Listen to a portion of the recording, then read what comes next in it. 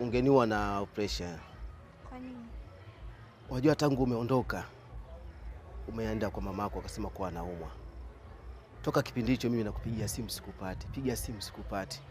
Basi nilivyokumbuka kuwa nina namba ya rafiki yako. Basi ndio nikampigia akanielekeza mtaani kwenu. Vipi lakini mama anaendeleaje? Namshukuru Mungu anaendelea vizuri, nilimpeleka hospitali, nikamchukulia dawa na namzingatia kidogo kwenye matunda ila si haba, afya yake iko vizuri sasa hivi. Vipi pesa ilitosha? Basi sawa. Basi napenda leo niende nikamuone mama mkwe.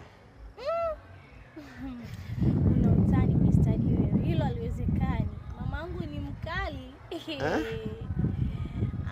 Bwana. Hata hivyo nilikuwa nakutania tu.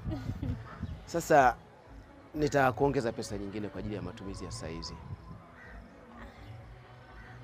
Kweli? Yeah.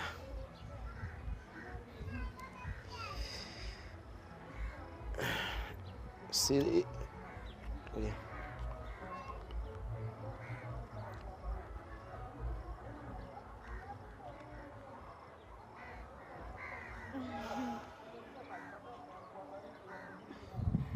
Asante.